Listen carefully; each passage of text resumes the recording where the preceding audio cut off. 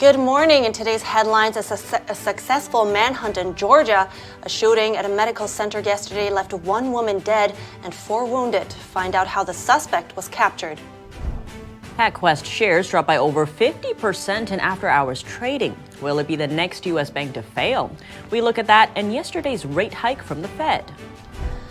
Title 42 ends next week. Migrants are lining up at Mexico's southern border to make the journey to the U.S.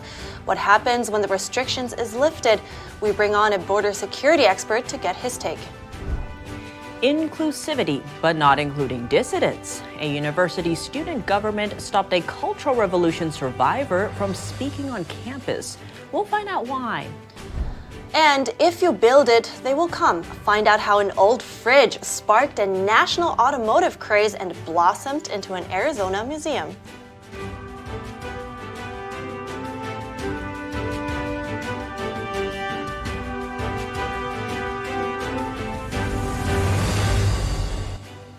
Good morning and welcome to NTD. I'm Tiffany Meyer in for Kevin Hogan. And I'm Evelyn Lee. Good morning. Today is Thursday, May the 4th. Be with you. That's exactly the day it is.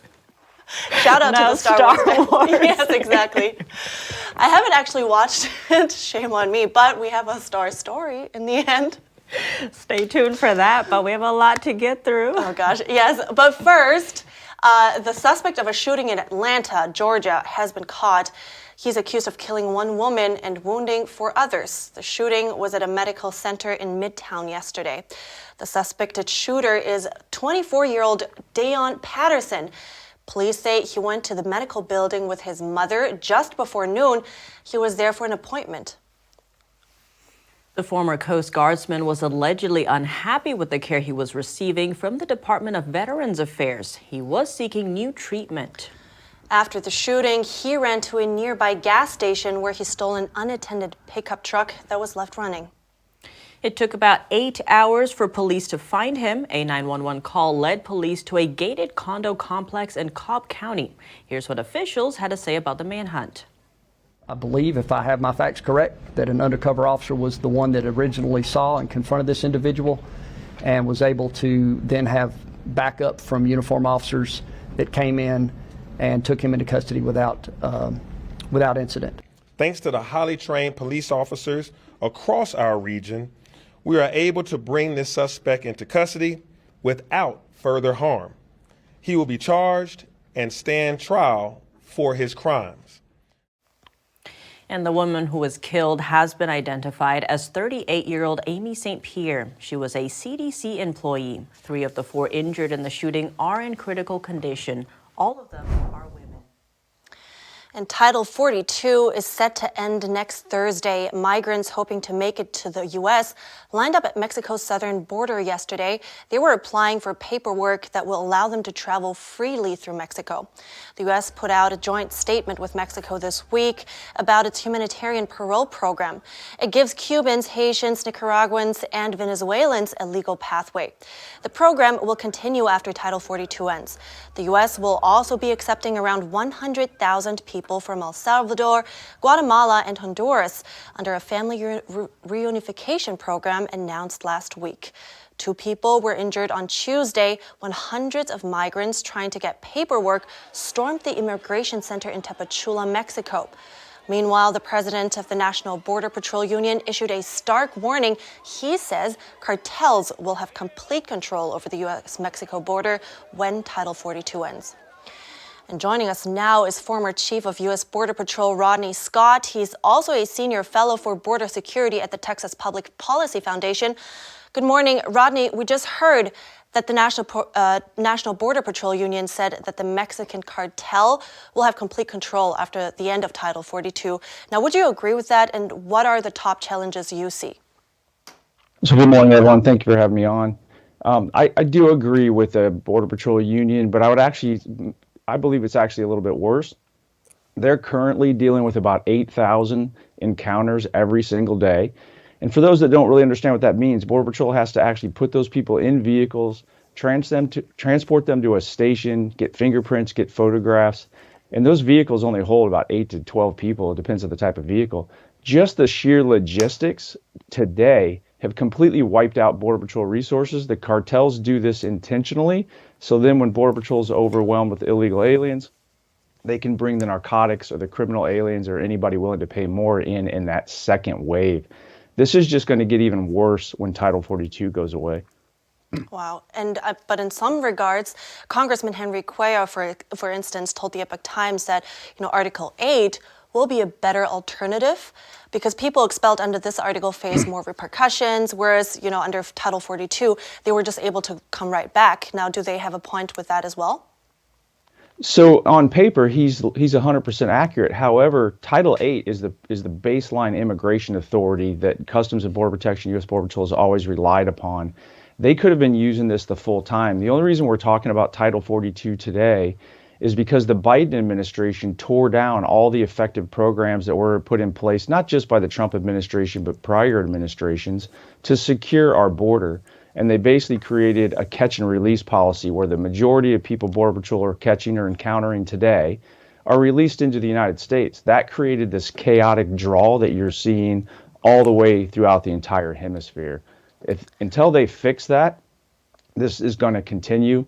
And Title 42 was literally like the last, finger in the dike, if you will, even though it was a health regulation that was helping slow down the flow. Once that goes away, it's like removing the dam completely. Right, and talking about fixing things, there sounds like there's a long way to go. Excuse me. But now with a suspect also who just went on a killing spree in Texas, who was reportedly deported at least 4 times, what do you think can be done? Can anything be done to make sure those types of criminals are caught before they actually come into our country? Yes, a lot can be done. The last administration gets a lot of credit for border security, but my career spanned almost 30 years. And over my entire career, we were systematically improving border security to just simply make sure we know who and what enters our home, and we could force people to come through the front door, the ports of entry, and then vet them. Unfortunately, this administration walked away from 30 years of progress, not just what the last administration did. They could turn programs back on immediately, like Remain in Mexico. They could turn the border wall system construction back on immediately, and that would make every agent in the field more effective. They also need to improve or reinstate, though, ICE's detention capacity so that they can actually go out and arrest fugitives like this. And I would like to point out, too, it was Border Patrol's tactical unit that actually arrested that individual, and praise to them to get that guy off the streets. That's good to mention. So thank you so much for your analysis this morning, Rodney Scott. Thank you, Evelyn. Another U.S. bank is in trouble. Shares of PacWest were cut in half in after-hours trading yesterday. That came after news of company executives considering a potential sale. NTD's Jeremy Sandberg has more on the latest bank looking for rescue. PacWest shares fell more than 55% in after-hours trading Wednesday. Bloomberg, citing anonymous sources, reported that the regional bank has been contemplating a sale among other strategic alternatives. The Beverly Hills-based bank has been weakened by the recent failure of 3 California-based lenders. Shares of PacWest already took a hit in March when SVB failed. Its stock plunged 76% from more than $26 at the beginning of March to around $6.40 on Wednesday. The news comes just hours after the Federal Reserve said that the worst of the banking turmoil was over. Fed Chairman Jerome Powell says the conditions in the banking sector have broadly improved since early March. The U.S. banking system is sound and resilient. President Biden made a similar statement earlier this week after federal regulators facilitated the sale of First Republic Bank. The banking system is safe and sound. Biden said all First Republic insured and uninsured depositors would be protected, shareholders would lose their investments, and taxpayers would not be on the hook. PacWest was the nation's 53rd largest commercial bank at the end of last year, with $41 billion in total assets. Jeremy Sandberg, NTD News. PacWest confirmed yesterday it is looking at strategic options. It says it hasn't experienced any unusual deposit outflows since the failure of First Republic. Shares of Western Alliance Bank also took a hit yesterday. Its stock dropped by 23%. Now, if PacWest fails, it would make it the 4th U.S. bank to fold this year. A Gulp poll released today says nearly half of American adults are concerned about the safety of the money they keep in banks. And now to the Fed. The Federal Reserve taking new action against high inflation by raising its key interest rates by a quarter point yesterday. The rate is now the highest it's been in 16 years. Jeremy Sandberg brings us more. Federal Reserve Chair Jerome Powell announced an interest rate hike of a quarter percentage point on Wednesday. The benchmark federal funds rate is now at a range of 5% to 5.25%, the highest since 2007. We remain committed to bringing inflation back down to our 2% goal and to keep our longer-term inflation expectations well anchored. In a statement after its latest policy meeting, the Fed removed a previous sentence that said the committee anticipates that some additional policy firming may be appropriate. Sam Burns, chief strategist at Mill Street Research, gave this analysis. They're probably done tightening for now, and they want to be able to make choices based on the data going forward and not be pre-committed to any further rate hikes. So how does the rate hike affect consumers? Certainly the first impact is going to be on housing and the price of mortgages, and then second on autos, the cost of getting auto loans. Those are the two biggest things that consumers typically finance and are having to pay higher interest rates for now. After that, it's really, the knock-on effects from, for instance, higher credit card interest rates, which have gone up significantly.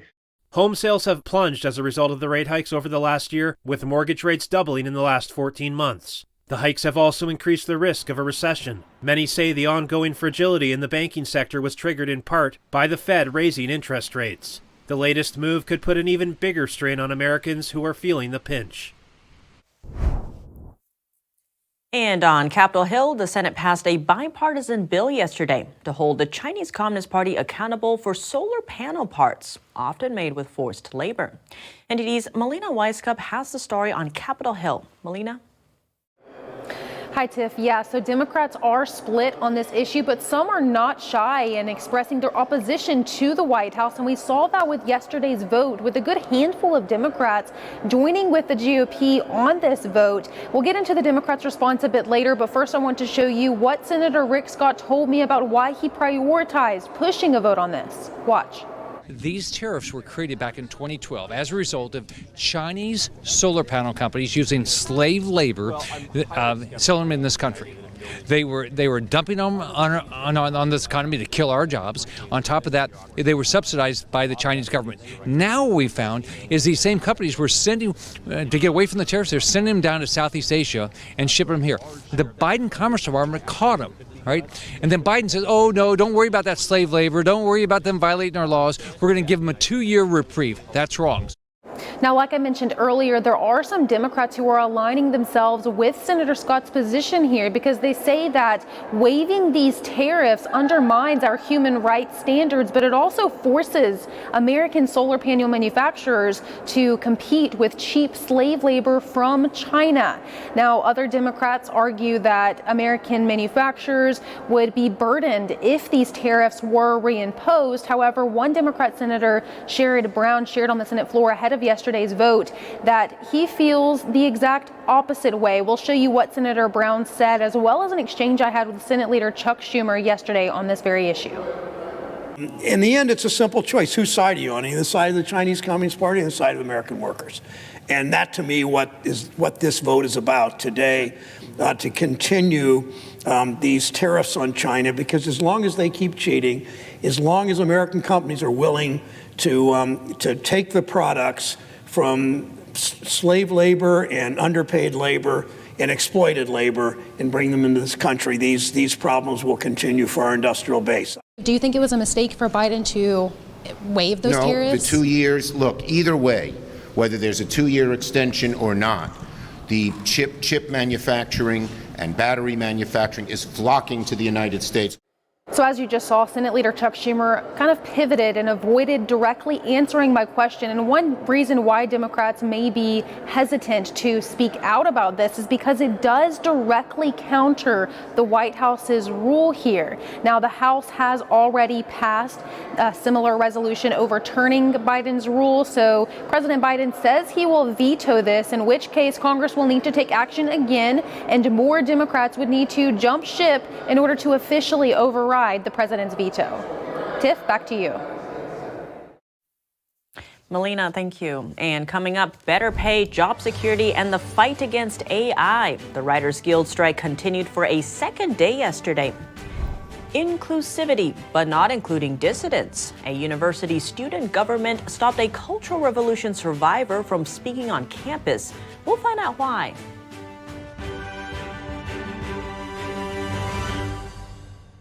It's just clear as day. The media, whether it's broadcast, cable, or print media, has become extremely biased. And I started looking online for alternative ways to get information. And I saw an ad for a free trial. And I looked at it and I said, Epoch Times. I mean, come on, this is end of days type of stuff. I mean, what are they going to be talking about here? And I said, well, it's a free trial. Let me dig in. Is it giving me both sides? Is it giving me an objective point of view here? I have looked for opportunities to see where they might be biased, and I don't find it. It has given me a level of trust in media that I didn't think I'd ever get back. I love the Epoch Times because it has renewed my faith in the idea that a reliable, responsible, non-biased source of information is available. And I can say that I love it because of that.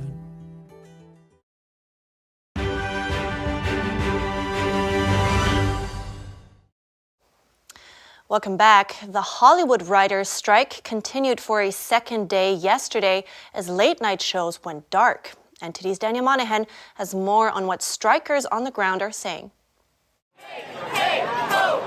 Writers Guild members were picketing to preserve pay and job security on Wednesday. The strike has forced late-night shows into hiatus and put other productions on pause. The union is seeking higher minimum pay and more writers per show, along with other demands. Brooklyn-based playwright C.A. Johnson says that writers are grappling with a gig economy, and they're being forced to juggle multiple jobs to make ends meet. It used to be financially secure to be a writer, and that's no longer true.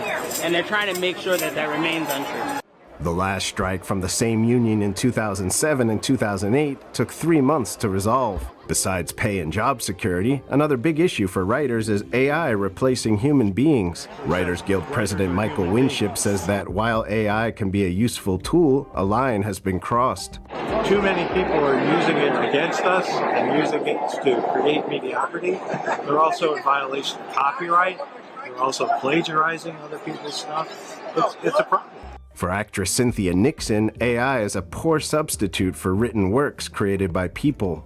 I think we don't really believe that a robot can write something that will be as compelling as what a human being could write in the same way. There are currently no planned talks between the Writers Guild and the Alliance of Motion Picture and Television Producers. How long writers will have to go without pay or how many major productions will be delayed, shortened, or scrapped is unknown. But Saturday Night Live writer Alex English believes the strike is having a positive effect. It means that we're being heard loud and clear. And I think the more we do this, the longer, as many days as we can, the sooner that they'll listen. The strike's impact on scripted series and films may take some time to notice, but some shows, including Showtime's Yellow Jackets, have already paused production on forthcoming seasons. Over in California, picket lines formed at companies including Amazon, Disney, Sony, and Warner Brothers Discovery. Some non-union members stopped by to show their support. Actor Rob Lowe turned up at Paramount, and Jay Leno made an appearance outside Disney, handing picketers boxes of donuts. Daniel Monahan, NTD News.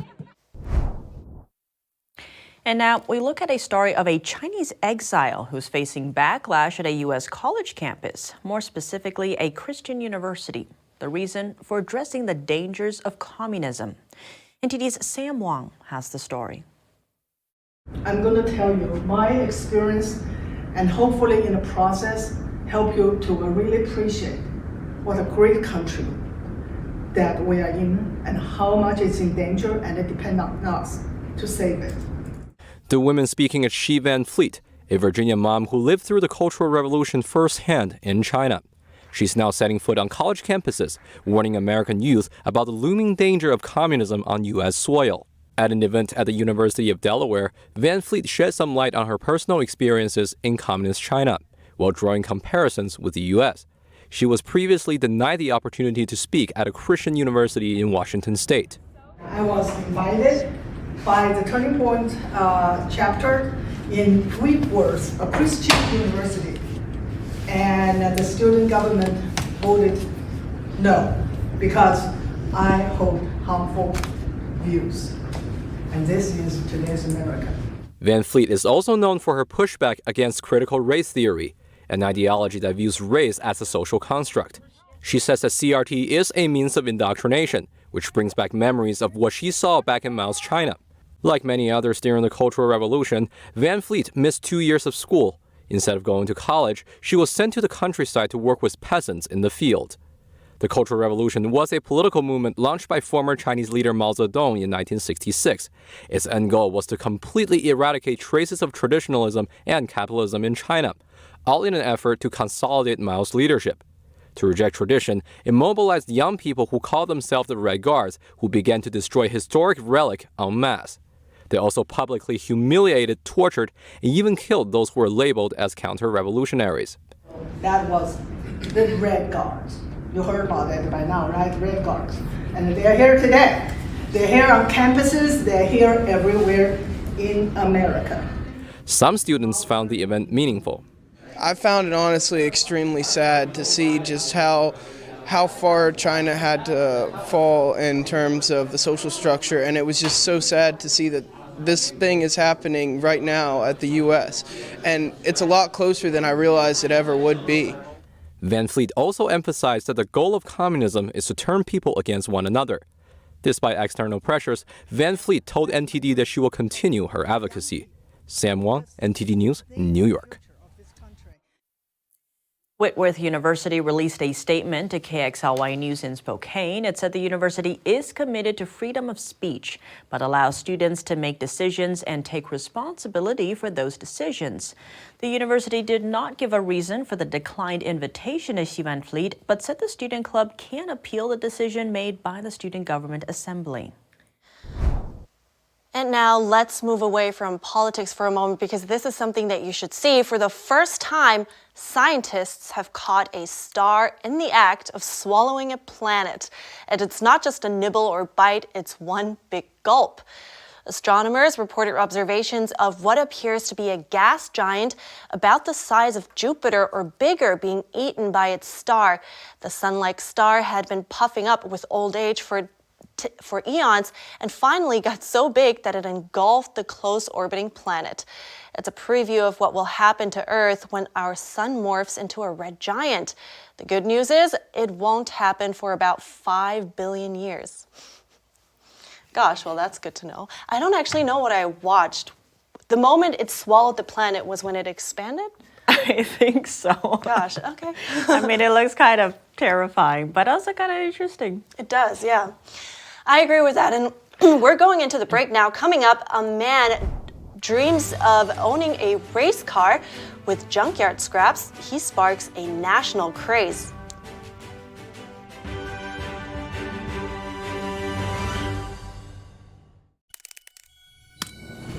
The streaming platform from Shenyun, featuring world-class dance, past programs, and all original music.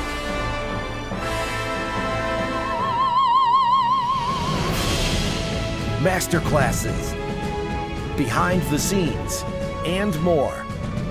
Order now and save $100 on annual subscriptions at shenyuncreations.com/TV. Regardless of where you are on your path to retirement, you can still take charge of your financial future today. Visit aceyourretirement.org and answer a few questions from Avo, your friendly digital retirement coach, for free tips, resources, and advice customized for your situation to help you feel confident and prepared for retirement. Retirement looks different for everyone. Make sure you're prepared for your financial future at aceyourretirement.org.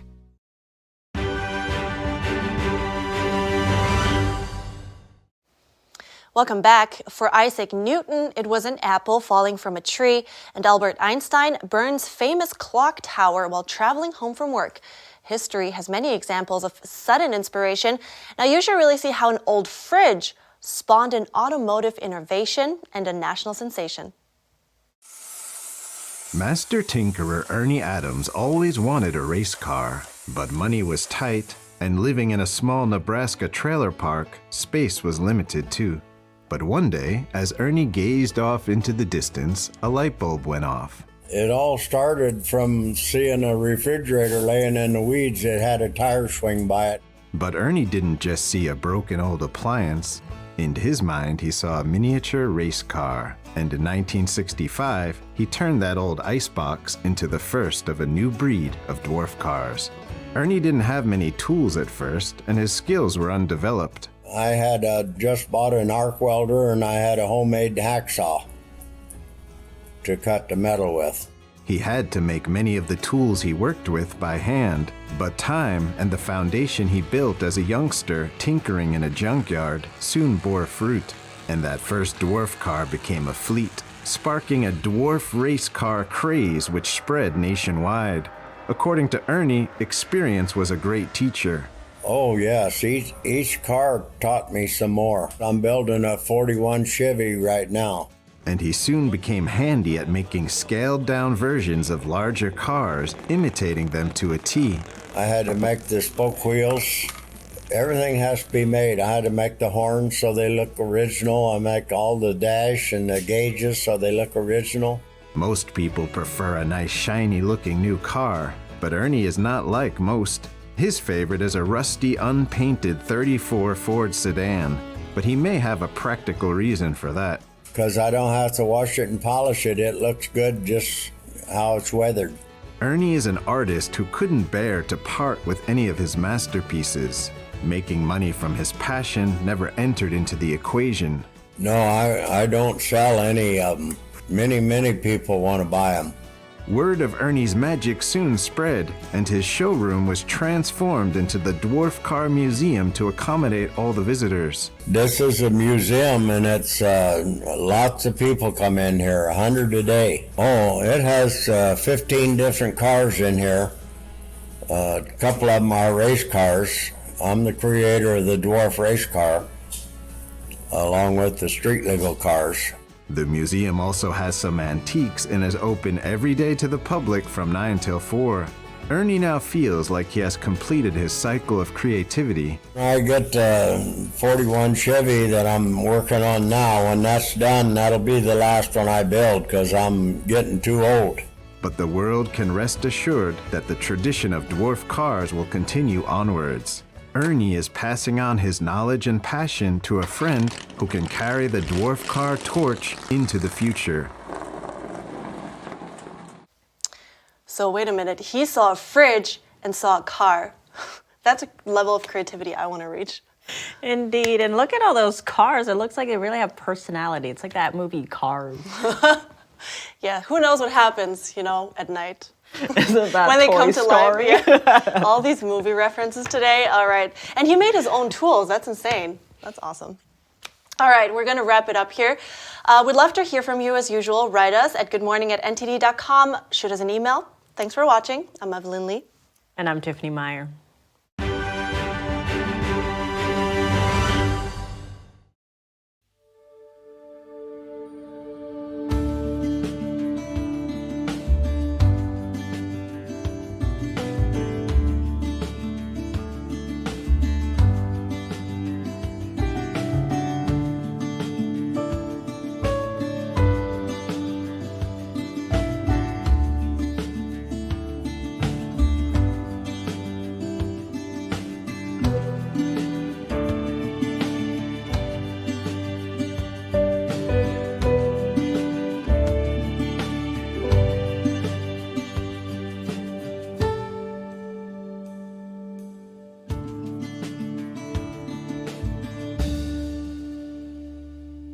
Thanks for watching us on YouTube. Did you know YouTube only keeps selective videos on its platform? So if you want to make sure you get the full picture, just subscribe to our newsletter. Go to newsletter.ntd.com and sign up. It's free.